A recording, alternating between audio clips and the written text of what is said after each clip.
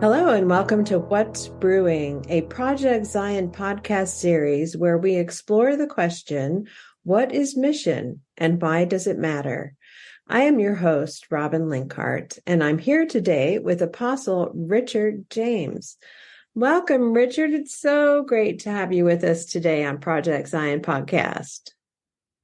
Well, thank you, Robin. It is good to be back with you again. So, Richard, you have been a guest on Project Zion before, and actually quite recently we posted a wonderful interview with you about the World Hunger Team. But I always like to start off with a few minutes of introductions. So if you would introduce yourself and please include a little bit about your ministry responsibilities and the field you support.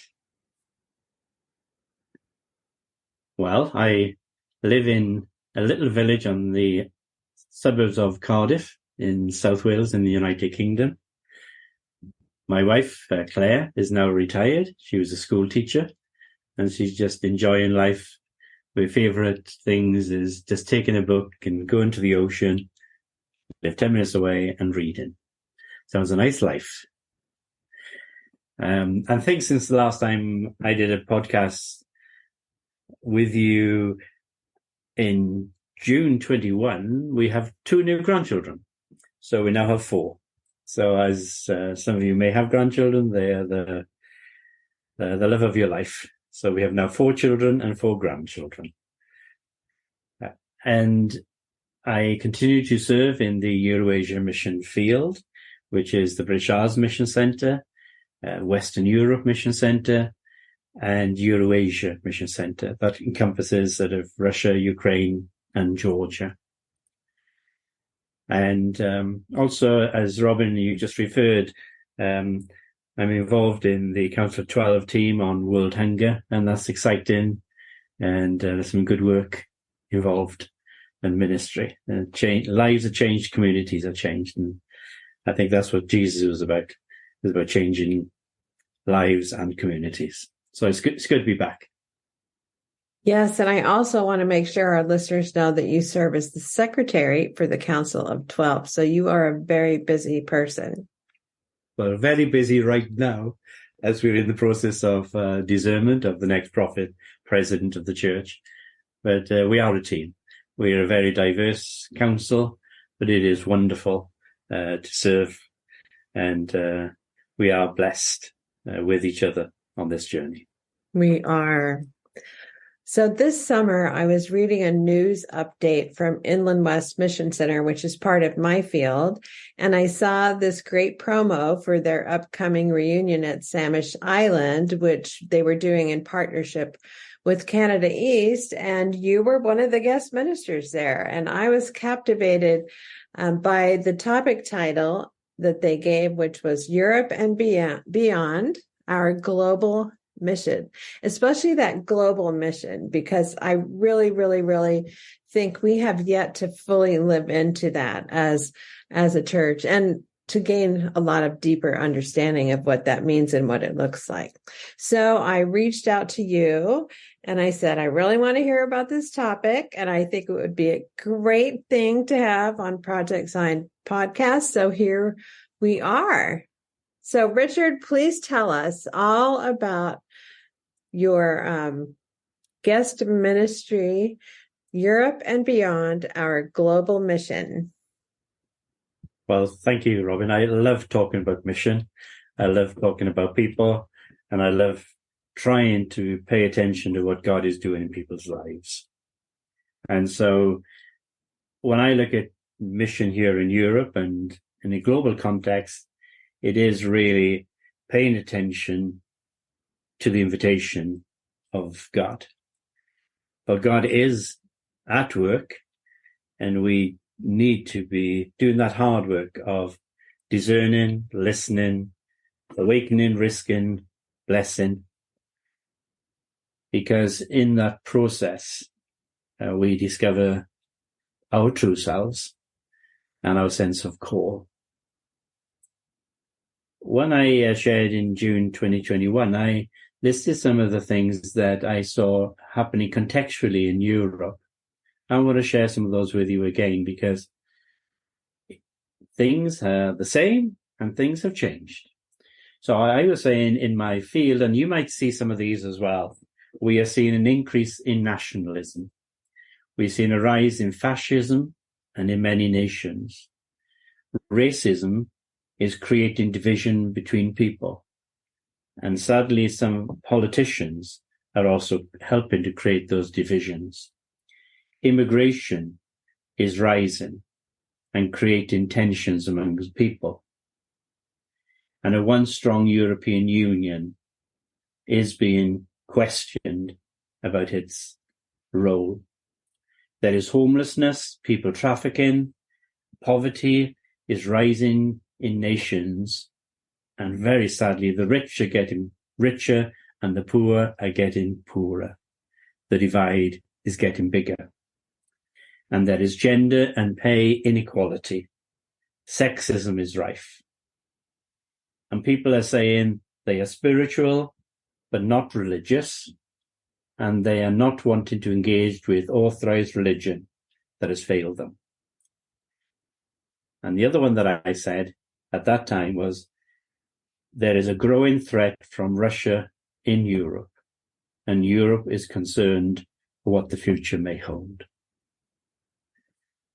And it really does concern people in Europe that there is war on our continent. There's war in our continent, and as we look at it from a church lens, there is violence when we are pursuing peace. And since I shared, we've had the COVID pandemic, and different nations have been dealing that in different ways. So that's the big context what is happening. Some of it is the same. Some has sadly has deteriorated, been more aggression. But still we have this affirmation that God is at work with us. At work in Europe and around our world. God is up to something, and our challenge is to pay attention. I like what our good friend Larry Maguire said, and I've written this down. It's in front of me at my laptop all the time. It is time to think about the church we are becoming, and not so much of supporting what's already in place. Significant shifts will be happening, and if we only look to what exists, we would be missing a future that is going to be different. And that is the challenge for us here in Europe. Things are changing, and as we pay attention, we can find a bright future for the church, not only in Europe, but in a global basis. So let me maybe update you on some of the things that have been happening since we last spoke, and maybe one or two new things that happen. One of the key things that we've been wanting to do here is to develop our young adults and our young leaders into leadership. It's been a very intentional program over the last 10 to 12 years. And it's been really pleasing to see some of these young people stepping up into leadership and taking us on.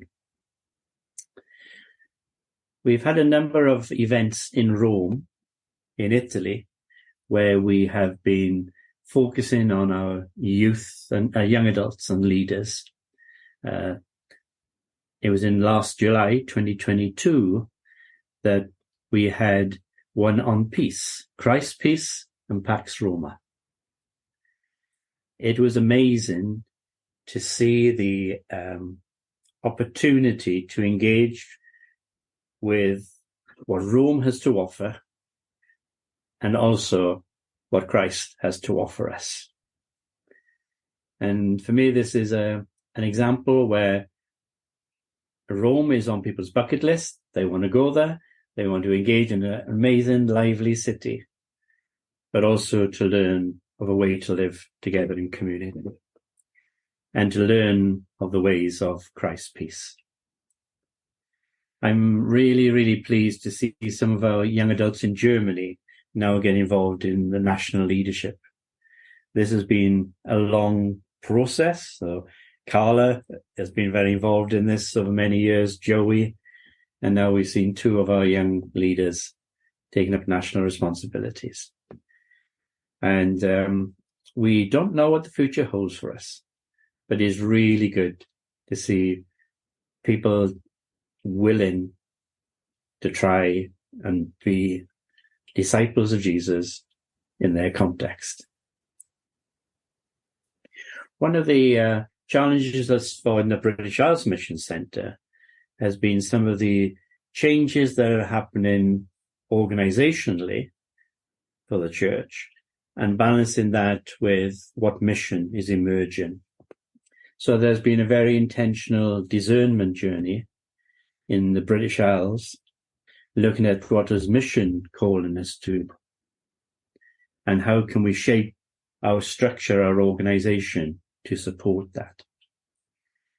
And it's interesting what is starting to emerge. It's very early in that process because I think sometimes we get little windows open for us. It's not a clear path forward, but we have a good sense that this is where the Spirit is leading us.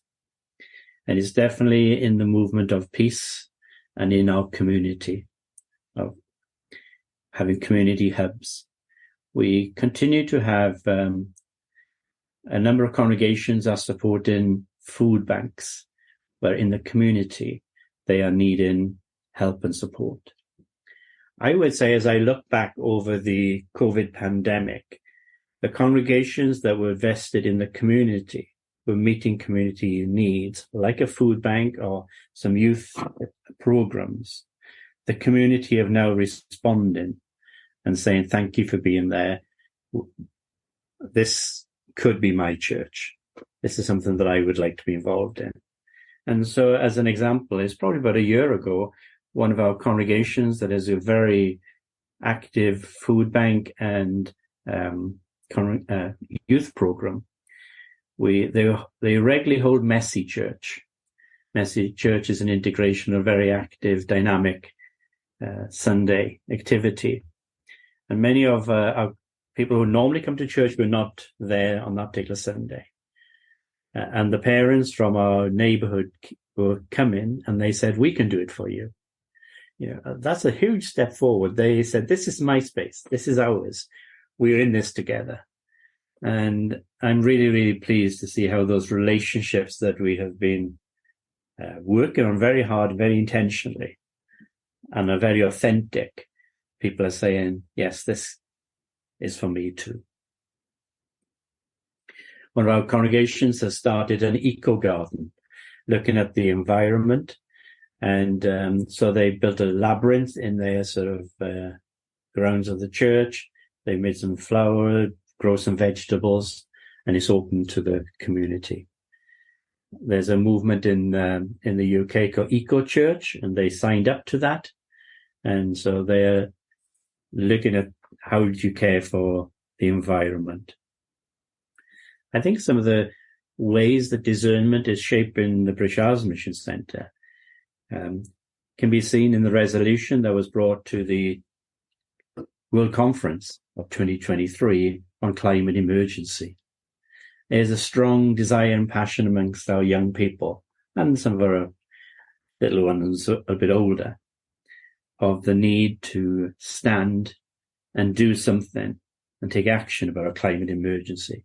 So this resulted in this resolution that was supported, has now become a world conference, and the church declaring a climate emergency. So they continue to look at ways that they can be authentic and live out their values. Also, the recent sort of war we see in between Israel and Palestine, as we are starting to build our ecumenical links, we're able to take a stand with other faith and non-faith people and share where our voice is. We have some people have taken the opportunity to write to our local politicians to state our position. I think in the context, this isn't something that we were done before. And maybe an individual might have done this, but collectively we are finding a voice. I mentioned at our last podcast in 2021, a part of a peace colloquy, a message came out and said, which banner are you going to stand behind? And this banner here of non-violence, of working for peace, it's given us sort of confidence and advice to say, yes, we believe in peace. And so it's really good to see how kind of the theory of saying, yes, we believe in peace, but it's taking action to what that means. And also our young adults are starting to find their voice from the summer camps or reunions that they've had this year. They brought a resolution to the British Mission Centre conference to look at marriage and the cohabitation. Maybe in the past they might have had opinion and they might have left. Now they're saying we have a voice and we want to do something about it. And I think that's a big step forward. And that resolution was adopted by the conference. So I'm really pleased to see how young adults and young leaders are finding their place in Community of Christ and saying, this is what discipleship looks like for me, and it's okay. So it's been, like I said, a very intentional program over 10, 12 years to work with our young leaders. And now we're finding ourselves in this place. So we have a peace colloquy, a European peace colloquy next March the 15th to the 17th. And again, very intentionally, this is being designed and developed by our young adults and our young leaders across Europe. So again, what I see is young adults are saying, we are really passionate about environmental justice, about social justice, about social and personal justice. We can do this. And it is a delight to see how people are responding, and they use their creativity to make this event. So this is our third peace colloquy. And this is the first time it's been led, planned, organized by a different group of people. So when I look at what is good for Europe, a global mission, is to be relevant in your context. And to me, this is one of the ticks that says we're starting to be relevant to our own people. And we're also starting to be relevant to our communities, because they're saying, yes, this place can be my place. So that's a little summary of the British Isles. If I jump into Spain, I give you an update about what is happening there and the excitement and the joy that comes when people are finding the church. We continue to have work with our Filipino community. They were severely affected by COVID, but they meet every Sunday and are pleased as to come and worship and praise God. We had another retreat in Malaga in Spain, again helping to shape authentic expressions of community in Spanish. We were blessed to have Joelle White with us and for her to share in her journey of discipleship. We have a focus now in Madrid working with people from Central America, particularly with Honduras. People from Honduras don't need a visa to come to Spain. And so we have a very large community from Central America. We are blessed to have Semti Erasmo Gonzalez now with us from Honduras. He used to be employee of the church, and his daughter Mercy.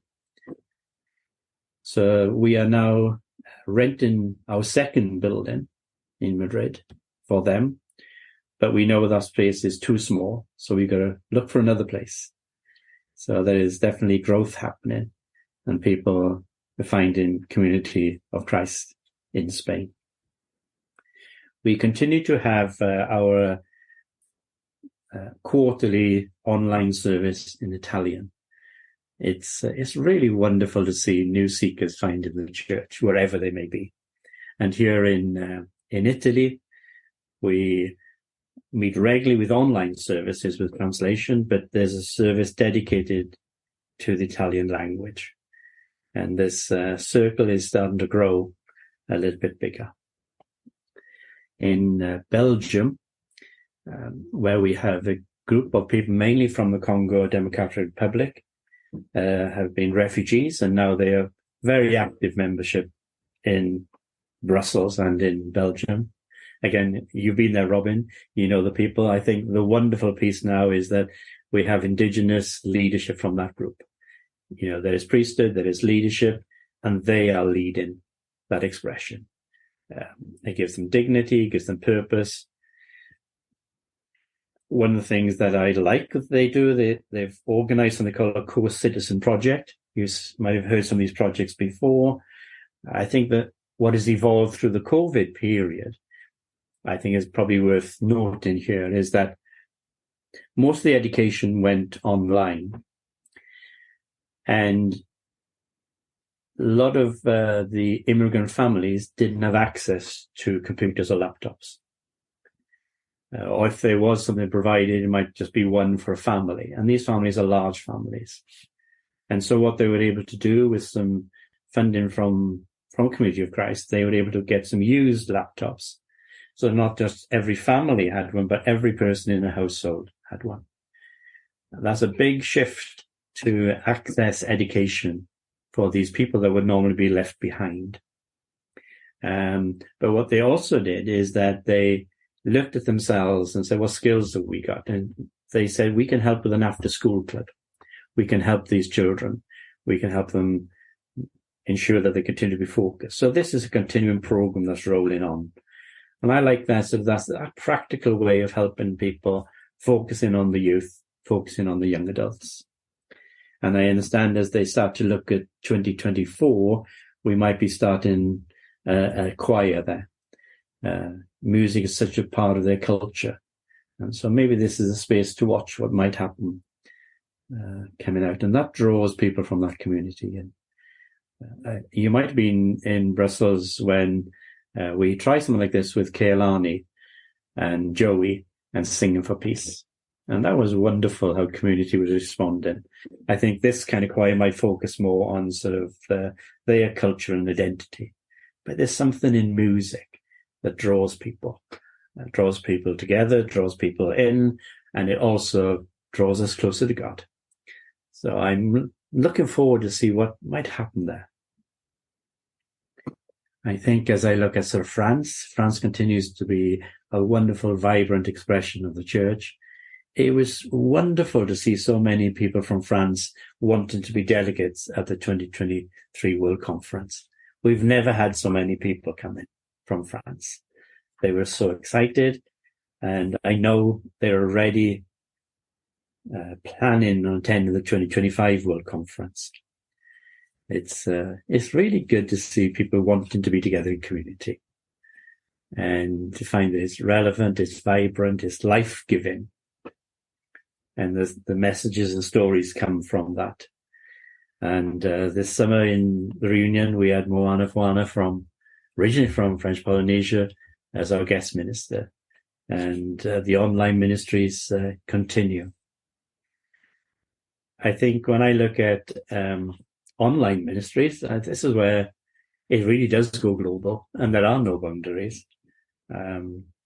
We have a number of online ministries, and let me pull up the first one for youth and young adults, mainly focused on young adults. At the last Saturday of every month, the young adults across our field meet together for some worship or time together. But the boundaries are not just Europe. My field are paired with Apostle Catherine Mambwe's field, and so we have youth from Zambia, from Kenya joining and participating in that, as we kind of learn from each other. And I think that's a really good example of our global mission, how white it is contextualized. We live it in this place, but there is something that binds us together in Christ. that draws us together. And so that the young people here are finding authentic relationships online with people that they've never met, but they have sense a oneness in Christ. We continue to explore, to expand, to experiment with Community Circle. Now a fully organized online congregation. They have a Disciples Toolbox once a month, the education and learning experience. They have living spiritual practices once a month, and they have the regular meetings, which are now in Spanish, Italian, and English, with volunteers doing translation, and again on the Zoom platform. One of our challenges in Europe is that we might have seekers that join us, but they're from remote places where we haven't got congregations. And this is an ideal opportunity to connect with people. But it is global. Whilst the propensity is in Europe, it does cross to America. It does go into different places. And I think that's part of our future, is how do we support expressions of authentic community that don't know any national boundaries. And so I'm excited how that this small team are very innovative, are willing to experiment, but have a really sense of being shaped and formed as disciples of Jesus Christ. And others are finding a sacred home. We continue to also have community connections in the British Isles, which is a weekly service that joins people together from around our world. So I think it's have to say there are things happening, but it isn't easy. You know, coming out of the COVID pandemic, the dynamics have changed. You know, I think you see that in many places that there's less people wanting to be together in church, but there are people who want to be together in relationships. And so our challenge is how do we make those places meaningful when we have those? So we have a 30-year-olds wanting to come together at one of our campgrounds. And how do we make that sort of an authentic expression of what they are looking for? They're searching, they're seeking. And again, for me, this is the way that we just need to experiment, try some new things, and just see where they will take us. It isn't easy having one less member of staff, Joey Williams, some of you might know, an incredibly gifted person. He had a reassignment during the COVID period, and he hasn't been replaced. And so life is hard, you know, with just one member of staff in the field plus myself, trying to balance the discernment and a sense of God is inviting us into this new way of living, new way of being. And sometimes we have to make some tough decisions saying, I don't think I can do that quite right now. And that probably hurts me more than anything, because you can see opportunities and we have to prioritize some of those. That's to be wise stewards of the resources that we have. I think when I look at sort of Europe, there is something bubbling up here.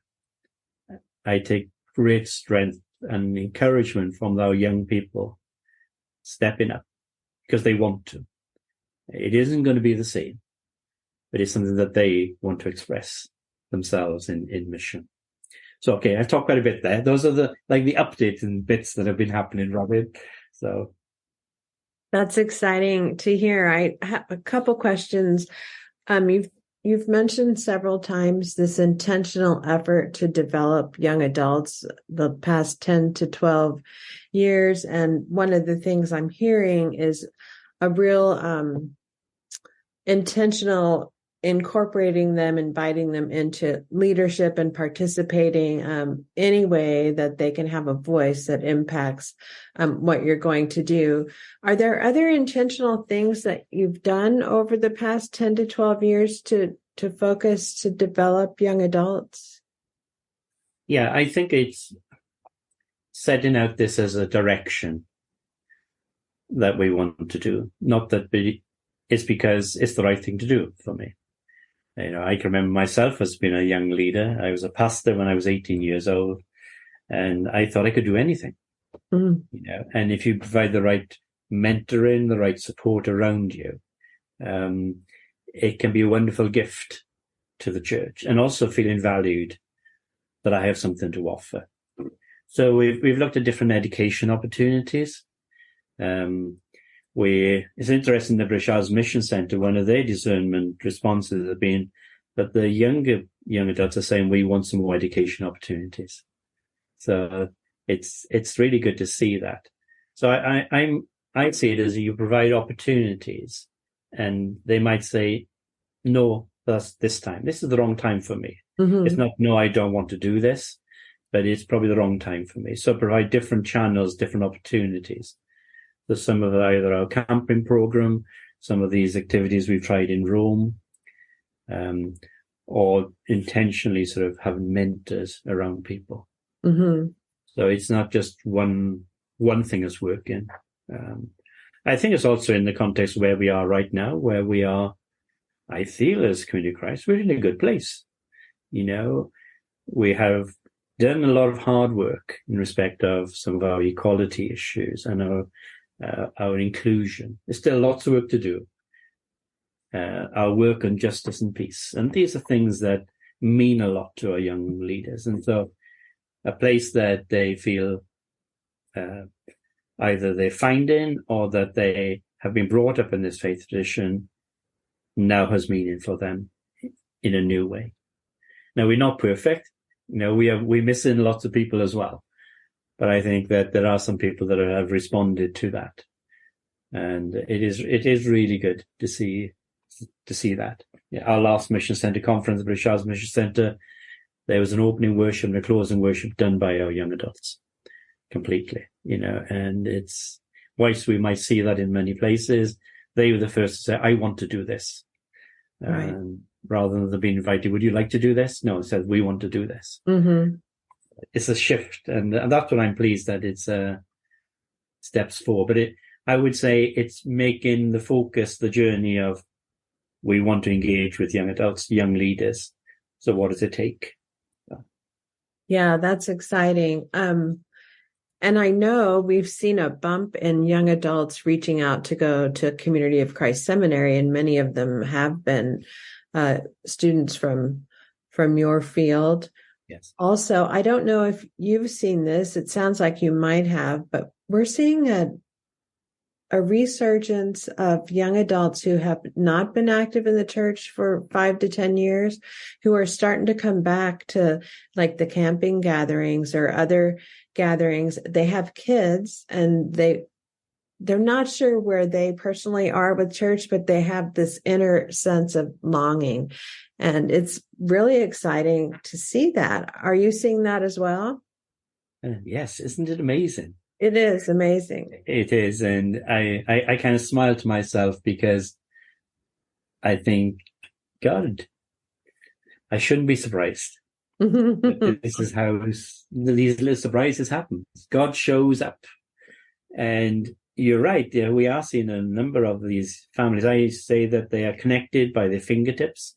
Mm-hmm. They share values, but participation in what's been in the past hasn't been for them for various reasons.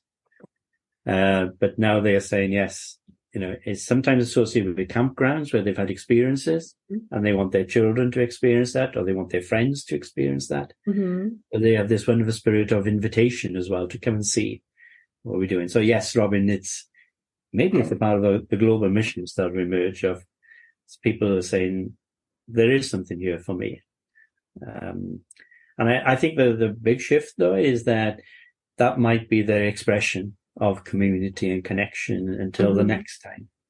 Life has got a different pace and different rhythm than before, and sort of long-term commitments are hard for some of these families and individuals, but they definitely find meaning that's authentic and their connection with God and with one another.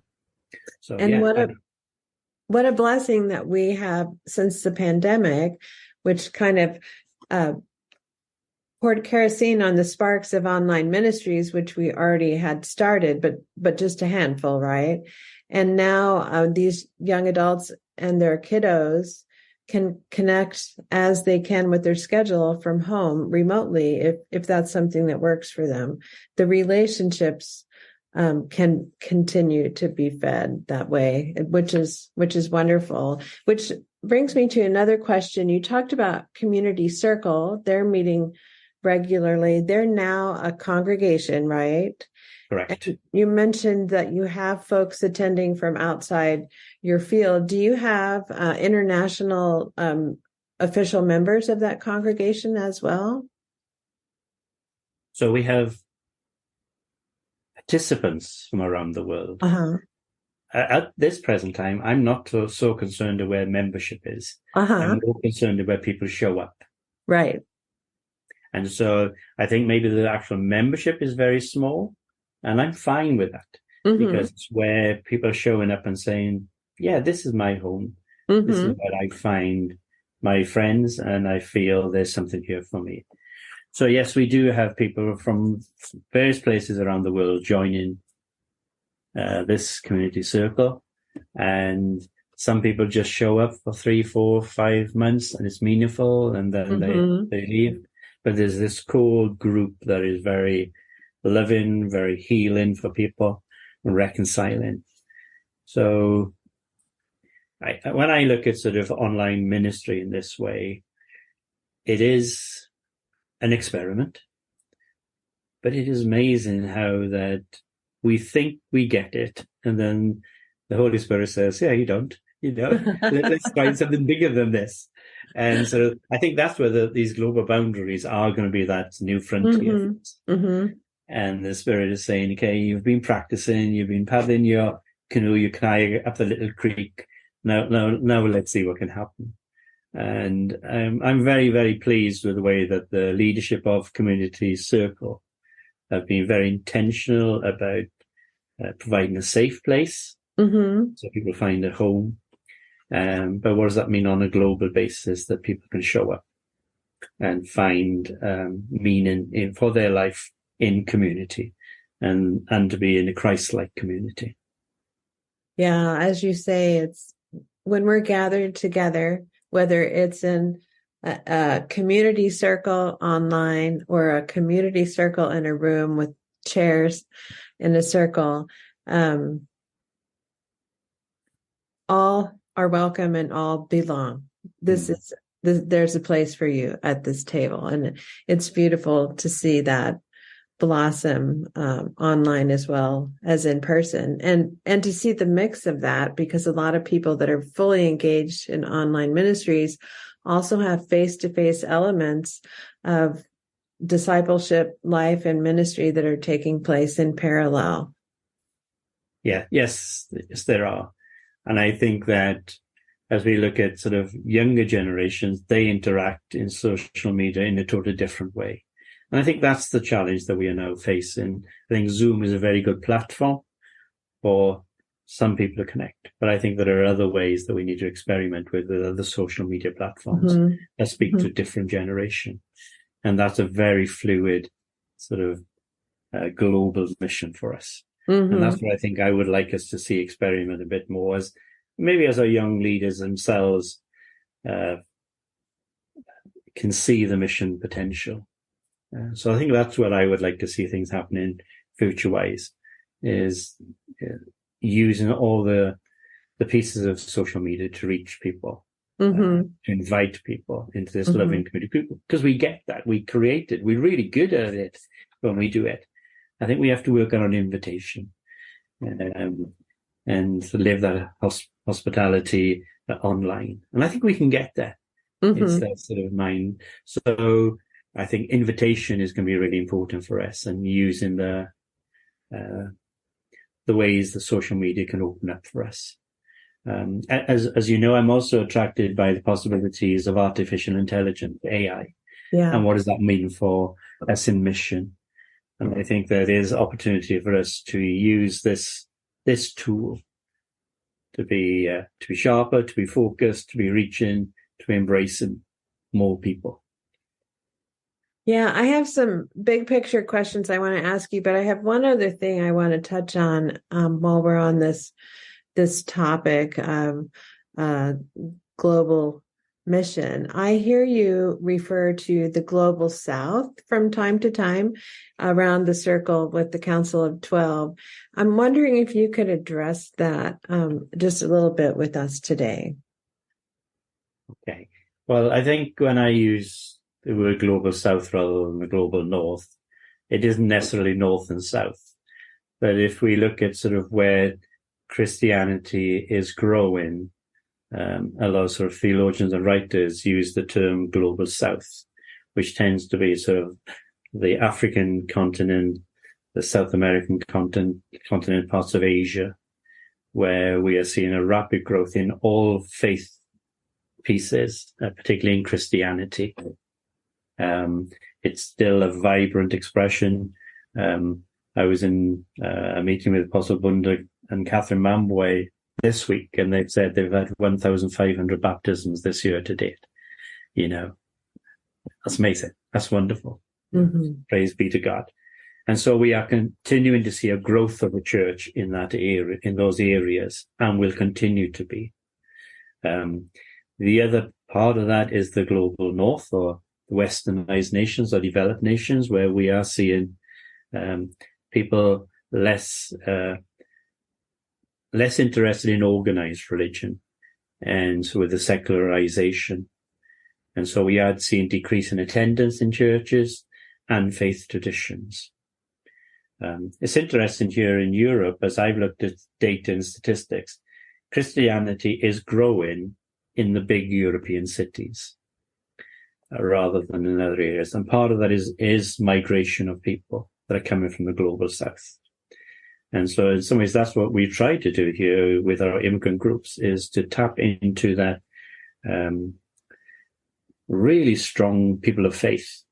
And they're looking for an expression of authentic community, and they find that in Community of Christ.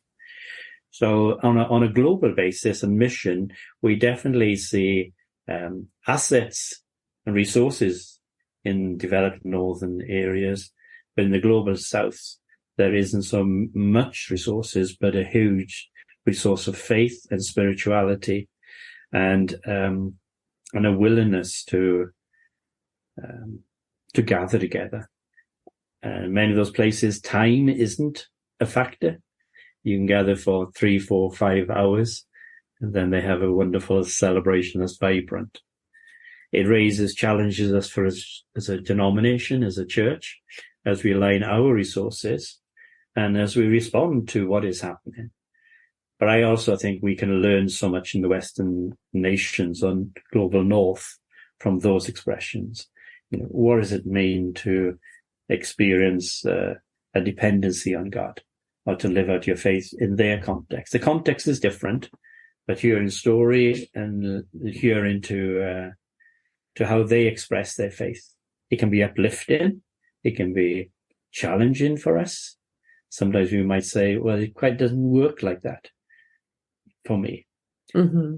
But I think that for Community of Christ, if we can keep our global connections, we can be blessed immeasurably. We pride ourselves, we love it that we're a worldwide church and have these relationships all around the globe.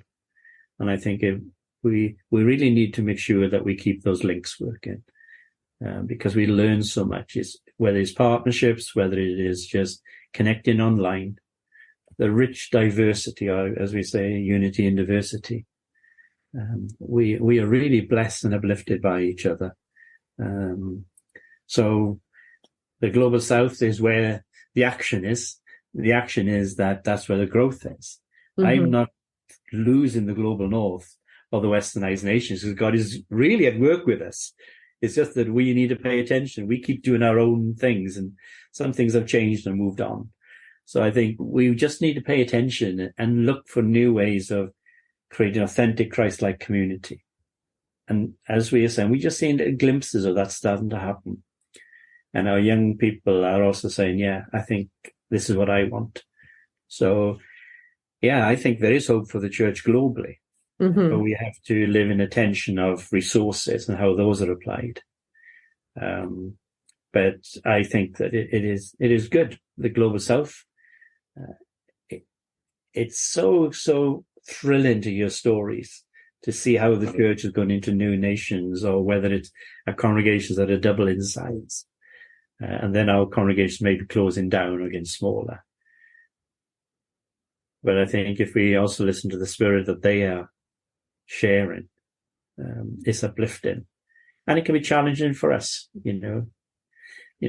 just as an example, we have a very strong church family in Nigeria that are part of the leadership there. And their daughter, Emma, is now in Ukraine studying medicine. Every Sunday, she joins our online community circle congregation. So our global family is working in ways that we couldn't even imagine.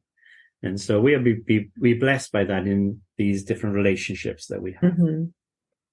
Well, and I think that is something that I see young adults all over the globe very excited about, having these international connections. I mean, authentic relationship.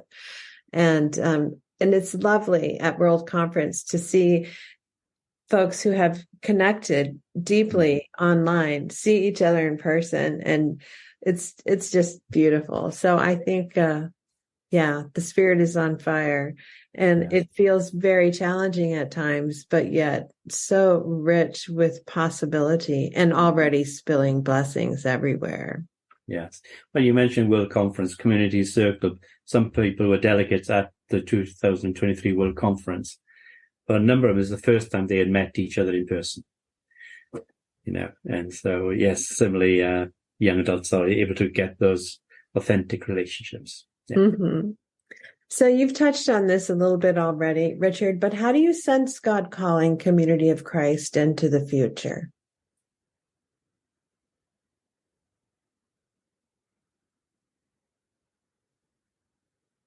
I think it is about being relevant and being authentic to ourselves.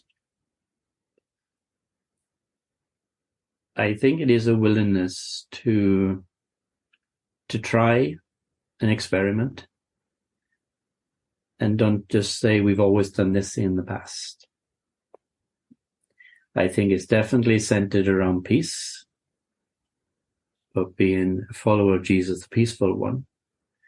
And that as I look at our mission initiatives, we have 5 mission initiatives by people of Christ.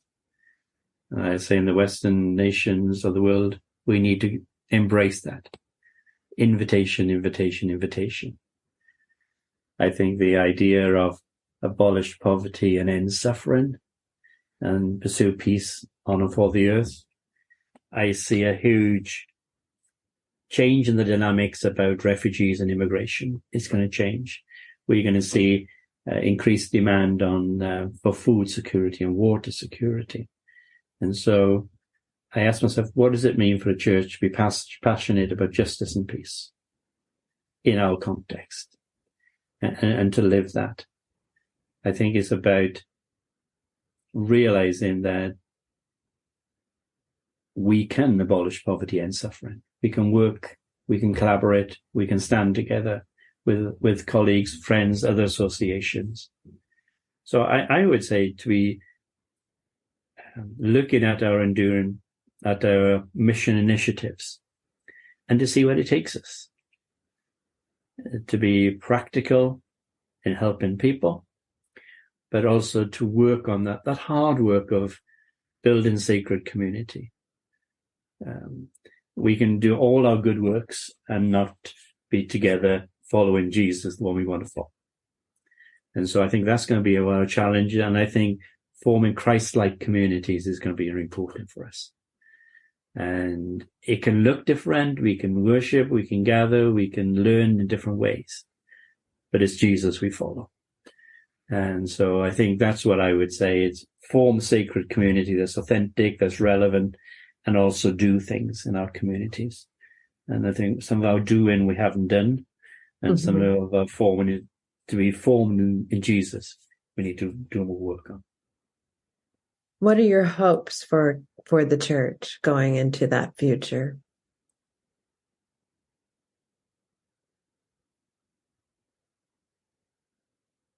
I would say that we can realize that we are good enough. that God's invitation to become a prophetic people is a realistic call for us. And that as we realize that we are not alone, we have sisters and brothers in Christ, we are a community, we have other people of faith that we stand with. But I think it is about realizing ourselves that we are good enough. And when we realize that, we can do anything with God with us. So we live in the syndrome of maybe doubting ourselves, and we look at numbers rather than realize that it isn't about us. It's about what God is doing. And God is much bigger than Community of Christ or any one faith tradition. But we have a place that we can claim. So I say, claim it. Yes. It's there. Claim it. It's ours. Richard, is there anything that you would like to say today that I haven't asked you about? I think you're a really good interviewer as we talk together, Robin. I think you touched on many of the points. I just want to affirm that I do believe that the future is bright for Community of Christ. I'm very hopeful. Now, we realize that we're still in transition and we might close some congregations. But what I'm hopeful of is that we are a prophetic people. And if we believe in that prophetic voice as a people, there is a time when we just need to speak and act. And that's what I'm finding. I would say people are finding their voice. We are finding our voice. In a small little voice at the moment, I'd like it to shout a bit louder. But we're finding that we have a voice.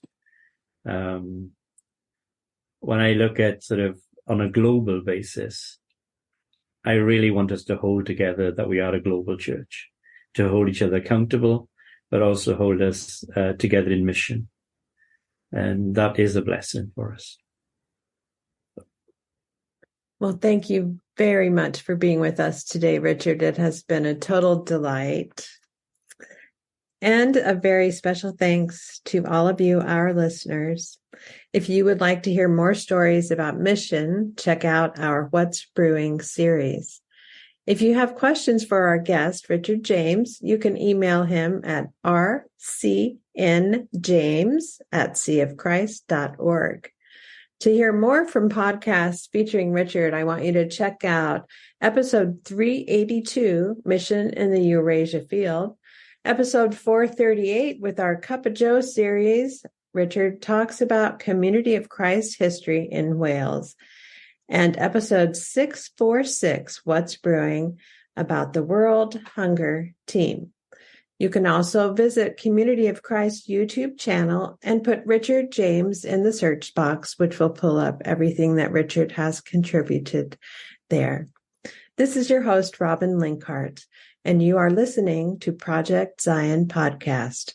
Go out and make the world a better place. Take good care. Bye-bye.